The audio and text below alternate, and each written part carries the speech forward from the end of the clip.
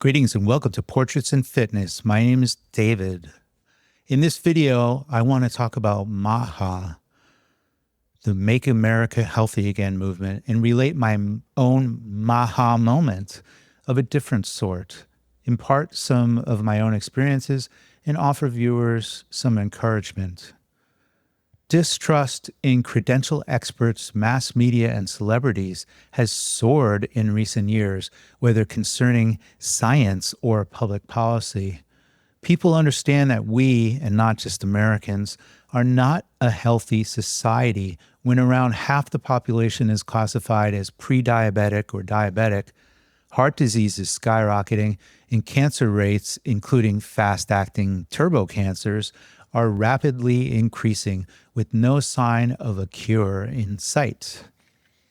Autism, which used to be something so rare it seemed like a rumor to me, is reportedly up to 2.7% of American children, which is much higher in males, by the way.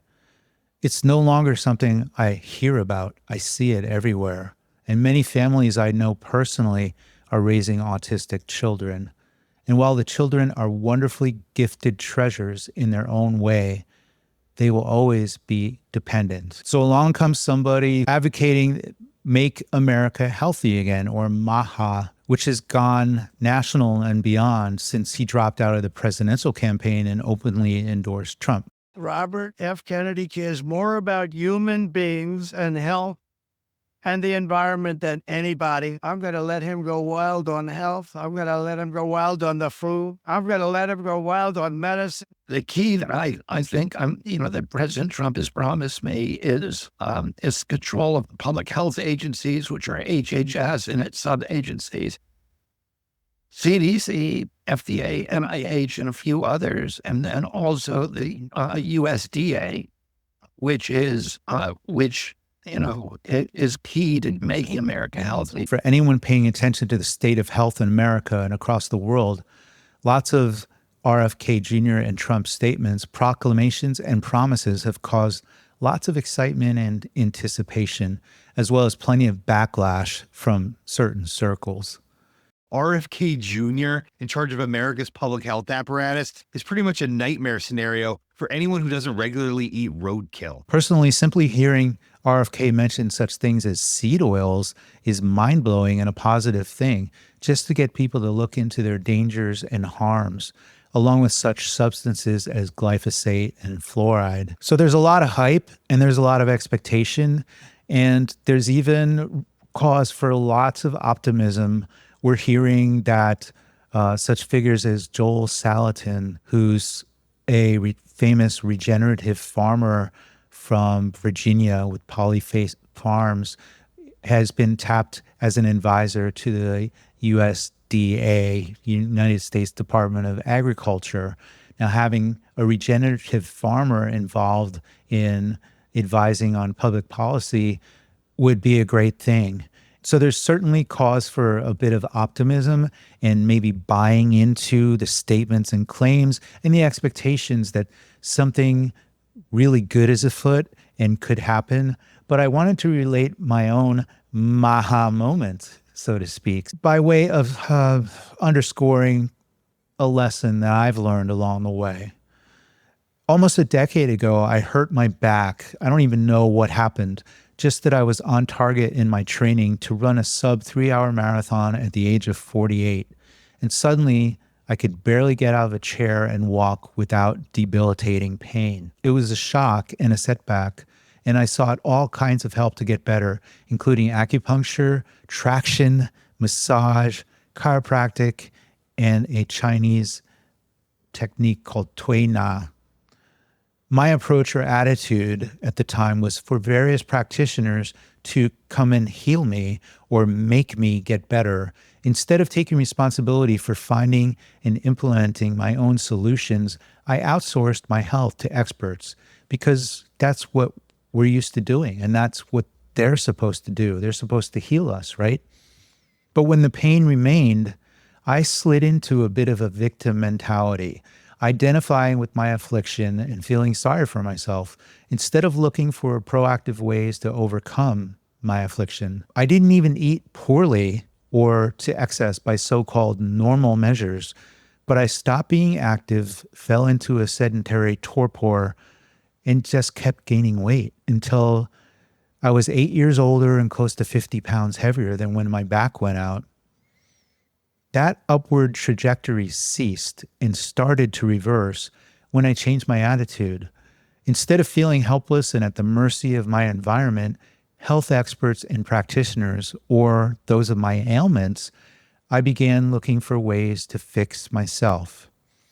With back and core training combined with chiropractic treatments, I was able to resume activity. Finally, changing my diet was the key piece to losing over 30 more pounds and freeing me from the back pain that had plagued me for the better part of a decade and throughout my 50s. And I only relate this story because all of this healing was only made possible when I stopped looking outside of myself for solutions and looked at what I could do. I think that's where we need to stop and pause for a moment with all of the buzz in the air about MAHA and what this new administration and this new campaign and all the people involved and the various regulatory agencies might end up doing for us.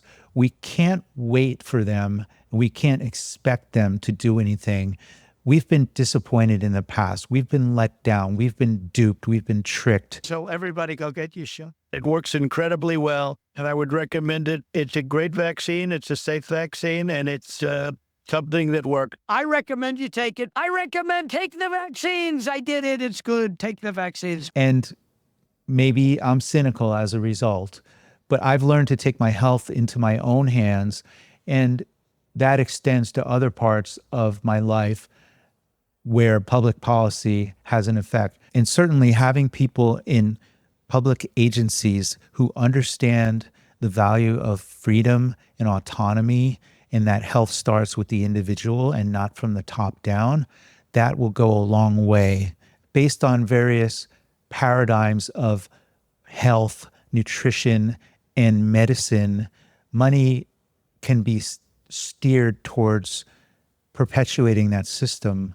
And many of the experts that are chosen to formulate public policy have direct ties with industry and are beholden to it and are not looking for anything outside perpetuating the money train and that revolving door. And so forgive my cynicism when I look at the president-elect in his previous administration and how he failed to drain the swamp and in fact nominated many swamp creatures for important positions, including Secretary of Labor, who presided over Jeffrey Epstein's sweetheart deal and also gave immunity to all of Epstein's co-conspirators. So I don't want to rain on anyone's parade or harsh anyone's buzz with the message of doom and gloom. It's a time for many people to be optimistic.